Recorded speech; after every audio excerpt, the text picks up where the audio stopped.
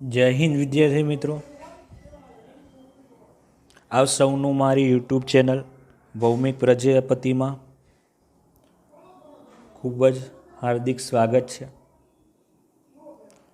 વિદ્યાર્થી મિત્રો, આપણે ધોરણ 9 વિષય વિજ્ઞાનમાં પ્રકરણ નંબર 14 નૈસર્ગિક સ્ત્રોતનો અભ્યાસ કરી રહ્યા છીએ, જેમાં તેના આગળ 4 ભાગ આવી ચૂક્યા. છેલ્લે આપણે જૈવ ભૂ રાસાયણિક ચક્ર એટલે કે ચક્ર વિશે માહિતી મેળવી હતી. એમાંથી આપણે એક ચક્ર ભણ્યા હતા, જલચક્ર. વિદ્યાર્થી મિત્રો, આજે આપણે બાકીના આગળ ચક્ર વિશે જોઈશું, જેમાં પહેલું ચક્ર છે નાઇટ્રોજન ચક્ર. નાઇટ્રોજન ચક્રને N2 લખાય છે.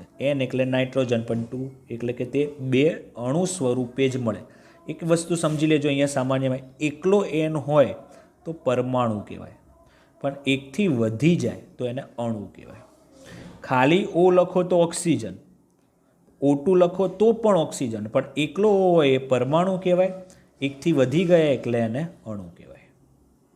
અને નાઇટ્રોજન એ વાતાવરણમાં અણુ સ્વરૂપે જ હોય, ઓક્સિજન એ વાતાવરણમાં અણુ સ્વરૂપે હોય. એ ખાસ યાદ રાખજો. આપણે ભણીશું, આ છે જ આગળના પ્રકરણોમાં ભણવામાં, સિલેબસમાં, પણ અહીંયા સામાન્ય માહિતી આપી છે.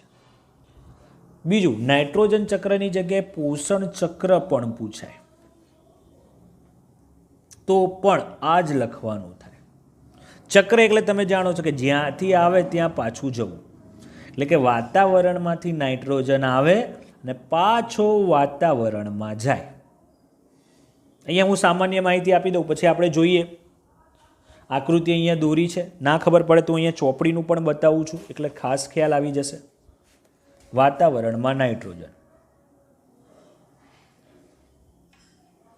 આ વાતાવરણના નાઇટ્રોજનનો ઉપયોગ, અહીંયા સ્થાપન લખ્યું છે. સ્થાપન એટલે ઉપયોગ.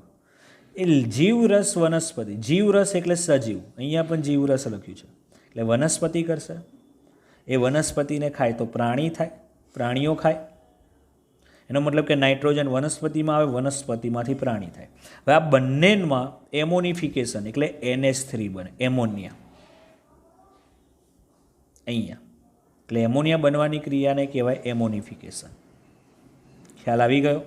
આ એમોનિયામાંથી જમીનમાં ઉમેરાય એટલે નાઇટ્રસ બને, NO3 નાઇટ્રેસ એટલે NO2. એટલે નાઇટ્રોજન છે આમાં જો એ બને, અને બંનેમાંથી પાછું ક્યાં જાય? વાતાવરણમાં જાય. અને જો વાતાવરણમાં ના જાય તો એનો ઉપયોગ પાછું કોણ કરે? વનસ્પતિ. અને જે નાઇટ્રોજનને ઉપયોગ કરવાની ક્રિયા છે ને એને નાઇટ્રિફિકેશન કહેવાય, અને પાછા વાતાવરણમાં જવાની ક્રિયાને ડીનાઇટ્રિફિકેશન કહેવાય. વિરોધી થયું. અહીંયા લખ્યું છે ઉદ્યોગોમાં નાઇટ્રોજનનો ઉપયોગ, પણ કેવી રીતે એ પાઠ્યપુસ્તકમાં આપ્યું નથી, એ યાદ રાખજો. બરોબર છે? આપણને અંદરના જ વિશે આપ્યું છે, પણ આ લખવાનું તો ખરા જ. વાતાવરણીય અને ઔદ્યોગિક સ્થાપન એટલે કે નાઇટ્રિફિકેશન, નાઇટ્રિફિકેશનમાંથી NO2 અને NO3 બને, અને આ બંને પાછું વાતાવરણમાં જાય એને ડીનાઇટ્રિફિકેશન કહે છે. ખ્યાલ કે અહીંથી શરૂ થાય છે, પાછું વાતાવરણમાં જાય. પણ નાઇટ્રોજન એવું છે કે વનસ્પતિમાં જાય, વનસ્પતિમાંથી પ્રાણી, અને વનસ્પતિ અને પ્રાણીઓ નાશ થાય એટલે એમોનિયા બને, એમોનિયામાંથી નાઇટ્રસ બને, નાઇટ્રસમાંથી નાઇટ્રેસ બને, અને પાછું વાતાવરણમાં જાય. જો આ નાઇટ્રસ પાછો વાતાવરણમાં ના જઈ શકે તો પાછો ક્યાં જાય? વનસ્પતિમાં. તો આપણે જોઈએ એના વિશે, સાથે સાથે હું સમજાવતો પણ જઈશ. પહેલાં તો નાઇટ્રોજન વિશે થોડુંક સમજવું પડે કે નાઇટ્રોજન ચક્ર વિશે જ કેમ ભણીએ છીએ આપણે. તો નાઇટ્રોજન એ નિવસન તંત્રમાં જોવા મળતું અગત્યનું પોષક ચક્ર. નિવસન તંત્ર એટલે પૃથ્વી પર જ્યાં સજીવ, જેના આપણે બીજું સાદું શબ્દ તો જૈવાવરણ. બરોબર છે કે નાઇટ્રોજન ચક્ર એ નિવસન તંત્ર એટલે જૈવાવરણ અથવા પર્યાવરણમાં જોવા મળતું અગત્યનું પોષક ચક્ર છે. નાઇટ્રોજન વાયુ વાતાવરણમાં 78% પ્રમાણ ધરાવે છે. નાઇટ્રોજનનું પ્રમાણ કેટલું છે? 78%. ચલો, નાઇટ્રોજનનું મહત્વ. શા માટે નાઇટ્રોજન જરૂરી? કે સજીવોના પ્રોટીન બનાવે. આપણે ચેપ્ટર 5માં પ્રોટીન બનાવનારા જ ભણી ગયા, રિબોઝોમ્સ ને એવું બધું. અંતકોષ રસ ઝાડમાં એમાં આવતું હતું. તો પ્રોટીન બનાવવા માટે જોઈએ એમિનો એસિડ, બીજું જોઈએ ન્યુક્લિયક એસિડ, જેને આરએનએ અને ડીએનએ જે કહીએ છીએ.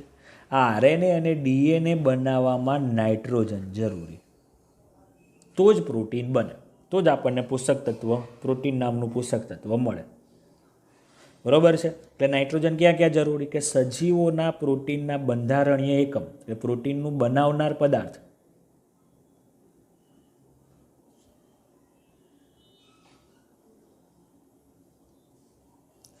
પદાર્થ આરએનએ અને ડીએનએ જેવા જટિલ કાર્બનિક અણુના નિર્માણમાં, આ કાર્બનિક અણુ કીધો છે એટલે કે સંયોજન, તેમજ કેટલાક વિટામિન બનાવવા માટે પણ નાઇટ્રોજન અગત્યનું પોષક તત્વ છે.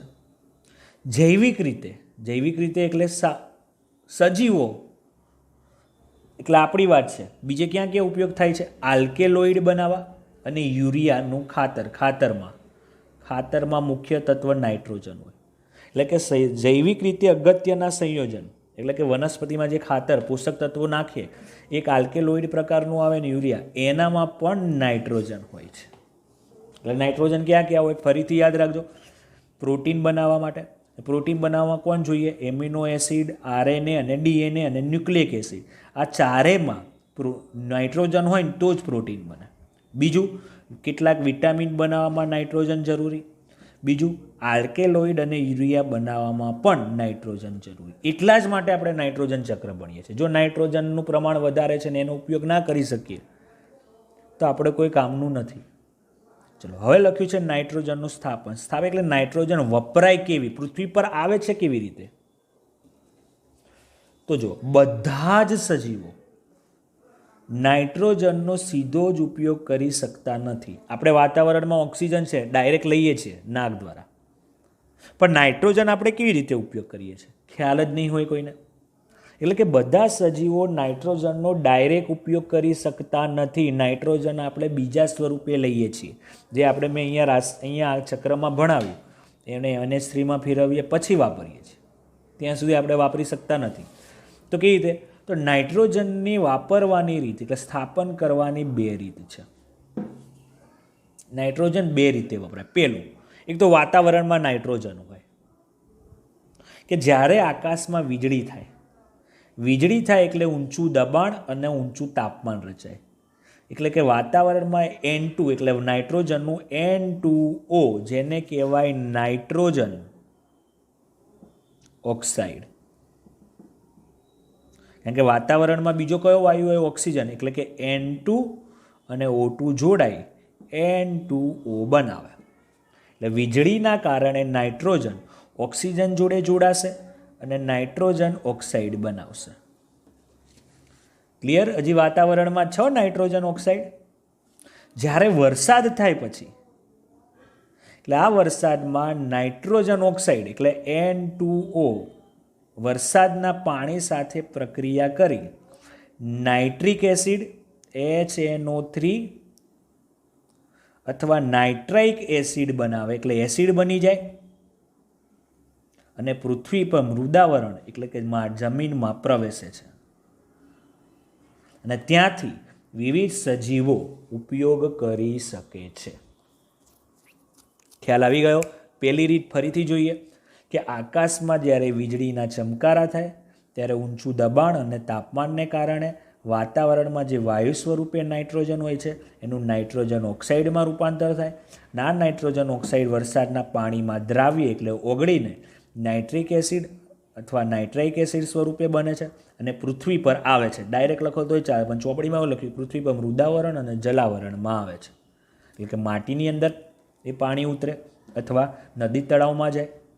માટીમાં જાય તો વનસ્પતિ લઈ લેશે એમાંથી, અને તળાવમાં કે નદી સરોવરમાં જશે તો ત્યાંથી માછલીઓ ને એ લોકો એવી રીતે નાઇટ્રોજનનો ઉપયોગ કરશે.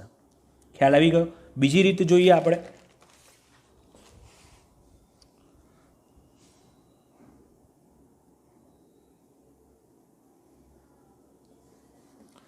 બીજી રીતમાં એવું છે કે સિમ્બી કુળની વનસ્પતિ. સિમ્બી કુળની વનસ્પતિ એટલે કે મગફળી જેમાંથી તેલ નીકળી શકતું એવું, અથવા તમને સિમ્બી કુળ એટલે કહું કે જેના તમે છોલો એટલે અંદર દાણા જોવા મળે લાઈનમાં, મગફળીના દાણા લાઈનમાં હોય, ચોળી જેના દાણા લાઈનમાં હોય, વટાણા એવી ટાઈપનું. એટલે કે સિંબી કુળની વનસ્પતિમાં, અથવા તમને સામાન્ય ઉદાહરણ સિંબી કુળ એટલે તમે કઠોળ પણ કહી શકો, બરોબર. વનસ્પતિના મૂળ ગંડિકા, મૂળનો ભાગ એક ગાંઠ જેવો હોય, જ્યાં મૂળ ગંડિકા હોય એમાં એક બેક્ટેરિયા રહેતા હોય. એ બેક્ટેરિયાનું નામ પાઠ્યપુસ્તકમાં નહીં આપ્યું, પણ મેં લખ્યું છે રાઇઝોબિયમ. એટલે કે સિંબી કુળની વનસ્પતિના મૂળમાં રહેલા બેક્ટેરિયા એ વાતાવરણના નાઇટ્રોજનનું નાઇટ્રેટ અથવા નાઇટ્રાઇટ્સ એટલે કે NO2 અથવા NO3 અથવા એમોનિયા એટલે કે NH3 માં રૂપાંતર કરે છે. સમજી ગયા? એટલે આ એક જ એવી વનસ્પતિ છે જે ડાયરેક્ટ વાતાવરણના નાઇટ્રોજનનો ઉપયોગ વનસ્પતિ પણ નથી કરતી. એ વનસ્પતિના મૂળમાં રહેલા બેક્ટેરિયા, અને કયો બેક્ટેરિયા? રાઇઝોબિયમ. એટલે પૃથ્વી પર એક જ સજીવ છે અત્યારે કે રાઇઝોબિયમ જ એક એવું છે કે જે નાઇટ્રોજનનો ડાયરેક્ટ ઉપયોગ કરી શકે. બાકી ડાયરેક્ટ એક પણ સજીવ ઉપયોગ કરી શકતું નથી. એટલે કે નાઇટ્રેટ કે નાઇટ્રાઇટ્સ અથવા એમોનિયામાં રૂપાંતર કરે. આ એમોનિયા નાઇટ્રેટ અને નાઇટ્રેટનું વનસ્પતિ શોષણ કરી લે. એટલે કે આ સિંબીકુળની વનસ્પતિ શોષણ કરે. શોષણ કરીને એમિનો એસિડ બનાવે. એમિનો એસિડમાંથી પ્રોટીન એટલે કે કઠોળ બનાવે. એટલે જ આપણને કઠોળમાંથી કયું પોષક તત્વ મળે છે? પ્રોટીન મળે છે. ખ્યાલ આવી ગયો? એટલે આવી રીતે વનસ્પતિ અને પૃથ્વી પર નાઇટ્રોજન આવે. હવે પાછો જાય કેવી રીતે? હવે આપણે પૃથ્વી પર તો આવી ગયો, પાછો કેવી રીતે જાય? તો બે રીતથી જાય. પહેલી રીત કે જ્યારે વનસ્પતિ અને પ્રાણીઓ મૃત્યુ પામે, જે જમીન ઉપર વરસાદ સ્વરૂપે જે નાઇટ્રોજન આવ્યો હતો એ મૃત્યુ પામે, એટલે એના મૃત્યુ જમીનમાં ઉમેરાય. જમીનમાં ઉમેરાય એટલે બેક્ટેરિયા એનું શું કરે? સડી નાખે, કોવાઈ જાય, એ બોડી વિઘટન થાય. વિઘટન થાય એટલે નાઇટ્રાઇટ અને નાઇટ્રેટ પાછા બની જાય. ને પાછા બને એટલે ફરીથી વનસ્પતિ એમનો શું કરશે? ઉપયોગ કરશે. સમજો ખ્યાસ.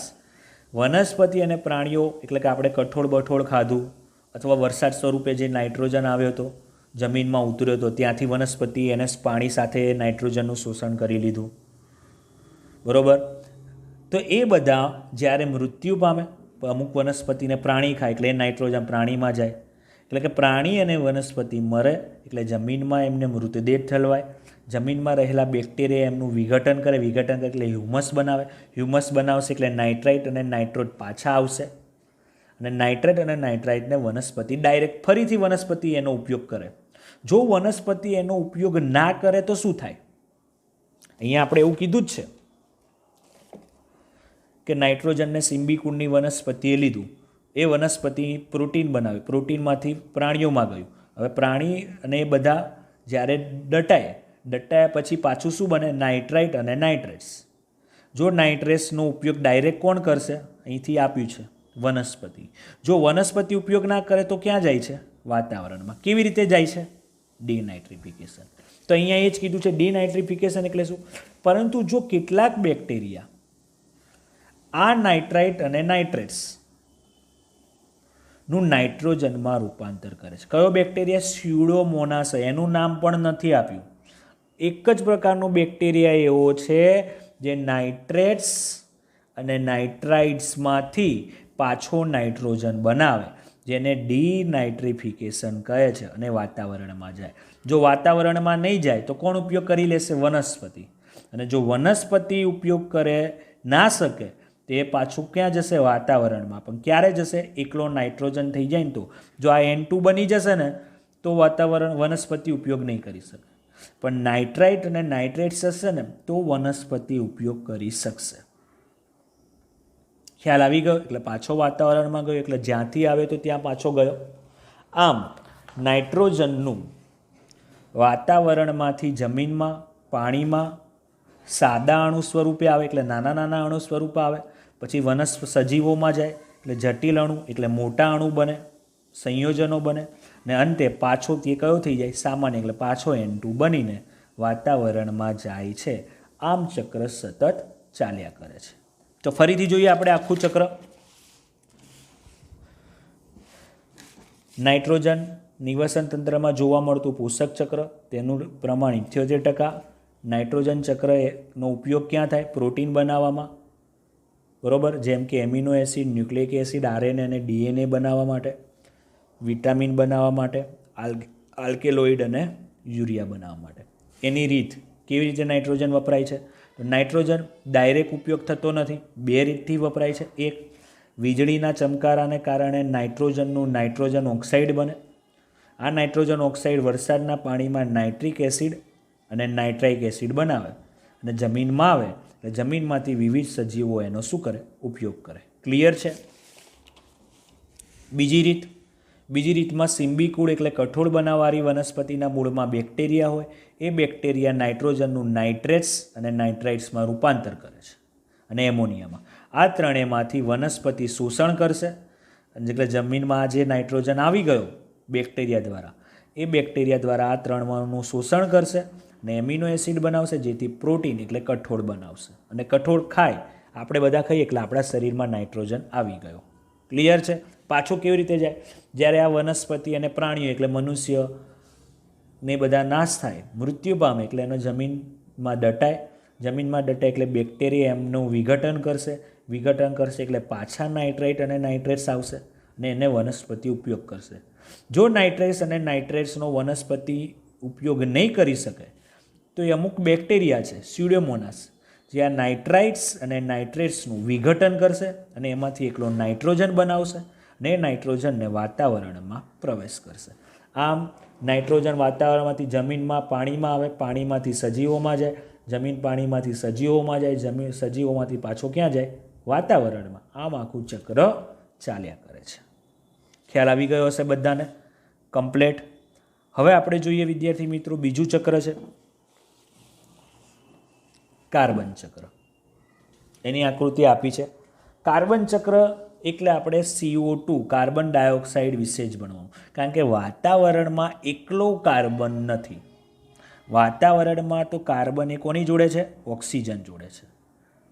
ક્લિયર છે? તો તમે બધા જ જાણીએ છીએ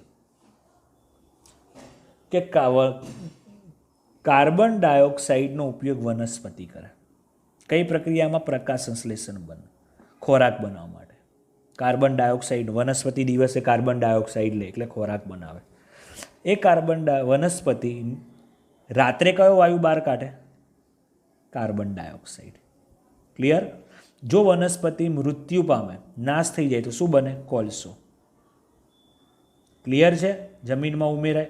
બીજું, જો આ વનસ્પતિઓના પ્રાણી ખાય, જ્યારે આ પ્રાણીઓ નાશ પામે એટલે શું બને? પેટ્રોલિયમ. પેટ્રોલિયમ એટલે તમે ભણીને આવ્યા, પેટ્રોલ, ડીઝલ, કેરોસીન વગેરે વગેરે.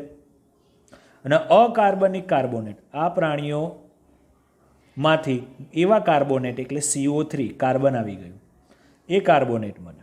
હવે તમે પેટ્રોલિયમ, કોલસાને સળગાવો એટલે શું થાય? ધુમાડો થાય. ધુમાડો થાય એટલે પાછો ક્યાં જશે? વાતાવરણમાં. પ્રાણીઓમાં કાર્બન ડાયોક્સાઇડ આવ્યો તો પ્રાણીઓ જ્યારે શ્વસનમાં કયો વાયુ બહાર કાઢે છે? Carbon dioxide. કેટલું કાર્બન ડાયોક્સાઇડ પાણીમાં ઓગળે એ તો તમે શરૂઆતમાં ભણી ચૂક્યા. પોતાના શરીરના શું બનાવે? કવચ બનાવવામાં. હવે એ પ્રાણીઓ જ્યારે મૃત્યુ પામે ત્યારે કોલસો ને એવું બને. ક્લિયર છે? આખું ચક્ર ફરીથી સમજો કે કાર્બન ડાયોક્સાઇડનો ઉપયોગ વનસ્પતિ અને પાણી દ્વારા થશે. વનસ્પતિમાંથી પ્રાણીઓમાં જશે. પ્રાણીઓ અને વનસ્પતિ નાશ થાય ત્યારે કોલસો, પેટ્રોલિયમ ને એવું બનશે અને પાછું ક્યાં જશે? વાતાવરણમાં જશે. ક્લિયર છે? વનસ્પતિ શ્વસનમાં રાત્રે કાર્બન ડાયોક્સાઇડ બહાર કાઢે, પ્રાણીઓ શ્વસનમાં કાર્બન ડાયોક્સાઇડ બહાર કાઢે. એટલે જેમ કાર્બન ડાયોક્સાઇડ ઉપયોગ થાય એ જ સજીવો પાછો ક્યાં મોકલે છે? વાતાવરણ. બીજું, જ્યારે આ બધાને તમે સળગાવો એટલે ધુમાડા દ્વારા ક્યાં જાય છે? પાછો વાતાવરણમાં. ક્લિયર છે? અહીં એક વસ્તુ ભૂલ થઈ છે. સામાન્ય રીતે અહીં આવશે આવી રીતે ચૂનાનો પથ્થર. હું ફરીથી આકૃતિ તમને બતાવું એટલે ખ્યાલ આવી જશે ચોપડીમાં.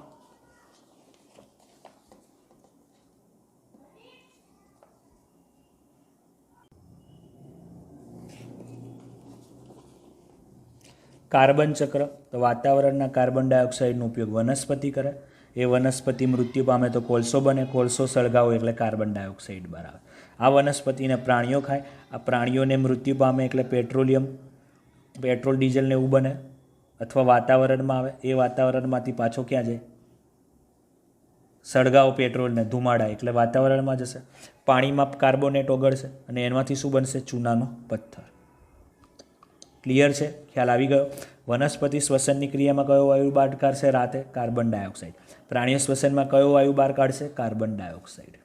કમ્પ્લીટ છે. તો હવે આપણે જોઈએ કેવી રીતે ઉપયોગ થાય છે.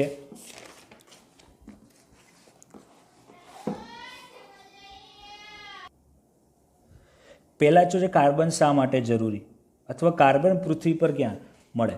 તો કાર્બન પૃથ્વી પર મળે, વાતાવરણની વાત નથી, પૃથ્વીની સપાટી પર તો ઘણા બધા સ્વરૂપે મળે. એમાં મુખ્ય છે હીરો અને ગ્રેફાઇટ. બીજું આવે કોલસો,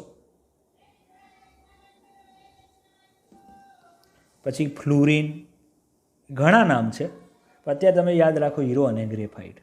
એટલે કાર્બન પૃથ્વી પર ઘણા બધા સ્વરૂપે મળી આવે છે, જેમાં હીરો છે, ગ્રેફાઇટ છે.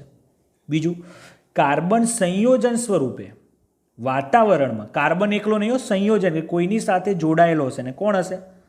કાર્બન ડાયોક્સાઇડ તરીકે. અને જો પથ્થરમાં હોય, ખનિજ એટલે પથ્થરોમાં હશે, તો કાર્બોનેટ એટલે CO3, બાય કાર્બોનેટ, બાયની જગ્યાએ હાઇડ્રોજન લખો તો HCO3, આગળ H આવી જાય તો હાઇડ્રોજન કાર્બોનેટ તરીકે મળે છે. ક્લિયર? કાર્બન કેમ જરૂરી? કાર્બન તો બહુ જ જરૂરી છે. 10મા ચેપ્ટરમાં પણ તમારે આવશે કે સૌથી વધારે જરૂરી તત્વ હોય ને તો કાર્બન. કે બધા જ સજીવોમાં કાર્બન આધારિત અણુઓ, કાર્બોદિત જે અનાજમાંથી મળે ને કાર્બોદિત મળે, પ્રોટીન, ચરબી, પોષક તત્વો, ન્યુક્લિક એસિડ, વિટામિન, જેટલા પણ વિટામિનના પ્રકાર આવે બધામાં જ કાર્બન હોય. બીજું, પ્રાણીઓના બાહ્ય કંકાલ એટલે શરીરના હાડકાં, અંતકંકાલ, નાના હાડકાં, એ પણ કાર્બોનેટ એટલે આ કાર્બોનેટના ક્ષારનું બનેલું છે. ખબર પડી ગઈ? કમ્પ્લેટ. એટલા જ માટે કાર્બન ચક્ર વિશે આપણે ભણવાનું છે. હવે કાર્બન ડાયોક્સાઇડનો ઉપયોગ ક્યાં થાય છે તે એક જ જોઈએ આપણે. પ્રકાશ સંશ્લેષણની ક્રિયામાં કે ક્લોરોફિલ ધરાવતા બધા જ સજીવ એટલે કે લીલી વનસ્પતિ, ચોપડીમાં ક્લોરોફિલ ધરાવતા સજીવ લખ્યું, આપણે લખીએ લીલી વનસ્પતિ સૂર્યપ્રકાશની હાજરીમાં કાર્બન ડાયોક્સાઇડનો ઉપયોગ કરી પ્રકાશ સંશ્લેષણની ક્રિયામાં ગ્લુકોઝ એટલે ખોરાક બનાવે છે. આ ખોરાક આપણે બધા શરીરમાં નાખીએ એટલે કે બીજા અણુ એટલે કે બીજા પ્રોટીન, વિટામિન ને એવું બધું બને છે. અથવા સજીવોના મહત્ત્વના અણુના સંશ્લેષણ માટે ઉર્જા આપે છે. ઉર્જા આપે છે એટલે કે બનાવે છે. વિટામિન, પ્રોટીન, ચરબી એ ક્યાંથી બને છે? કાર્બનની મદદથી. જેથી આપણને શું મળે છે? વિટામિન ને પ્રોટીનમાંથી ઉર્જા. ક્લિયર છે? ફરીથી એનો ઉપયોગ કે ક્લોરોફિલ ધરાવતા બધા જ સજીવ સૂર્યપ્રકાશની હાજરીમાં કાર્બન ડાયોક્સાઇડનો ઉપયોગ કરી પ્રકાશ સંશ્લેષણની ક્રિયા દ્વારા ગ્લુકોઝમાં રૂપાંતર કરે છે. આ ગ્લુકોઝનું બીજા અણુમાં રૂપાંતર પામે છે. અથવા એવું કહી શકાય, બંને લખ્યું આપણે એક જ કહી શકીએ કે સજીવોના મહત્ત્વના અણુ એટલે કે પોષક તત્વોના સંશ્લેષણ એટલે બનાવટથી ઉર્જા મળે છે. જો કાર્બન વગર બીજા મહત્ત્વના અણુ બની શકે નહીં, એનો અર્થ એવો થાય. ખ્યાલ આવી ગયો હશે બધાને? કમ્પ્લેટ. આવી રીતે કાર્બન ડાયોક્સાઇડનો ઉપયોગ. હવે પાછો જાય કેવી રીતે? તો કાર્બન ડાયોક્સાઇડ પાછો જશે કે સજીવો ઉર્જા મેળવવા માટે શ્વસન ક્રિયામાં ખોરાકનો ઉપયોગ કરે. આપણે આ ખોરાક ખાઈએ. કેટલીક સજીવો ઓક્સિજનનો ઉપયોગ કર્યા વગર કે કરીને, આ વાક્ય સમજવા જેવું છે. હવે આપણે ખોરાક પચાવવા માટે શું લઈએ છીએ?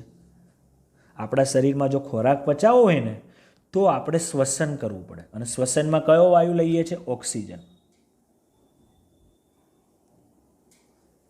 ઘણા સજીવો એવો છે જે તમે 10મા ધોરણમાં ભણશો શ્વસનની પ્રક્રિયા, એ અમુક સજીવો એવા છે કે જે ઓક્સિજન વગર પણ ખોરાકમાંથી, આપણે હવે ખોરાક સમજો, ગ્લુકોઝ એટલે કાર્બન ડાયોક્સાઇડ આવ્યો. હવે ગ્લુકોઝની ખોરાકમાં તમે ઓક્સિજન શ્વસનમાં લેશો એટલે ઓક્સિજન તમે શ્વાસમાં લો ત્યારે કયો વાયુ બહાર કાઢો છો? Carbon dioxide. સમજી ગયા? ફરીથી સમજજો એટલે અહીંયા હું સમજાવું કે કાર્બન ડાયોક્સાઇડમાંથી ખોરાક બન્યો એટલે કે ગ્લુકોઝ. એક ખોરાકમાં તમે શું ઉમેર્યું? ઓક્સિજન. તો જ્યારે ખોરાકમાં ઓક્સિજન ઉમેરાય એટલે પાછું શું બને? Carbon dioxide. અને કાર્બન ડાયોક્સાઇડ પાછો ક્યાં જાય છે? વાતાવરણમાં. એટલે કે વાતાવરણનો ઓક્સિજન ખોરાક બનાવે. જ્યારે એ કાર્બન ડાયોક્સાઇડ બનાવે, કાર્બન ડાયોક્સાઇડમાંથી ખોરાક બને. ખોરાકમાં જ્યારે ઓક્સિજન ઉમેરાય એટલે પાછો કાર્બન ડાયોક્સાઇડ બને અને કાર્બન ડાયોક્સાઇડ વાતાવરણમાં જાય. ક્લિયર છે? દહનની ક્રિયા બીજે ક્યાં આપણે કાર્બન ડાયોક્સાઇડ પાછો જાય કે આપણે રસોઈ બનાવવા માટે, ઉષ્મા મેળવવા માટે, ગરમી કોઈ ઉદ્યોગોમાં ગરમી મેળવવા માટે, પરિવહન એટલે વાહનોમાં, ઉદ્યોગોમાં બળતણનો ઉપયોગ કરે છે, કોલસો, પેટ્રોલ, ડીઝલ, કેરોસીન, અને એમાં ઉત્પન્ન થયેલો કાર્બન ડાયોક્સાઇડ ક્યાં જાય છે? વાતાવરણમાં જાય છે. કમ્પ્લીટ છે? ખ્યાલ આવી ગયો? જ્યારથી ઔદ્યોગિક ક્રાંતિ થઈ, જ્યારથી ઉદ્યોગો વિકસ્યા ત્યારથી અશ્મિ બળતણનું દહનનું પ્રમાણ પણ શું થયું? વધ્યું. અશ્મિ બળતણનું દહન વધ્યું એટલે વાતાવરણમાં કાર્બન ડાયોક્સાઇડનું પ્રમાણ પણ શું થયું છે? બમણું થયું છે. એટલે હાલના સમયમાં કાર્બન ડાયોક્સાઇડનું પ્રમાણ ધીમે ધીમે વધી રહ્યું છે એવું સમજવું. ક્લિયર છે? એવી રીતે કાર્બન ડાયોક્સાઇડ પાછો જાય. આમ કાર્બન ડાયોક્સાઇડ વિવિધ ભૌતિક પ્રક્રિયા દ્વારા એટલે વિવિધ રીતે અને જૈવિક એટલે સજીવો દ્વારા પાછું વાતાવરણમાં ચક્રીયકરણ એટલે ઉમેરાય છે. ખ્યાલ આવી ગયો? તો ઉપયોગ કોણ કરે છે કાર્બન ડાયોક્સાઇડનું? લીલી વનસ્પતિ કાર્બન ડાયોક્સાઇડની મદદથી ખોરાક બનાવશે અને ખોરાકનું સજીવો વિવિધ પ્રક્રિયામાં ઉર્જા તરીકે ઉપયોગ કરશે. પાછો કેવી રીતે જાય છે? જ્યારે એ ખોરાકમાં ઓક્સિજન ઉમેરાય એટલે કાર્બન ડાયોક્સાઇડ બને, પાછો જાય. પછી ઉદ્યોગોમાં ઉષ્મા મેળા, રસોઈમાં આપણે બળતણ વાપરીએ એટલે જે ધુમાડો થાય એ ધુમાડામાં કાર્બન ડાયોક્સાઇડ હોય એ વાતાવરણમાં જાય. હાલના સમયમાં ઉદ્યોગો વધવાથી, અશ્મિ બળતણના દહનથી કાર્બન ડાયોક્સાઇડનું પ્રમાણ બમણું થયું છે.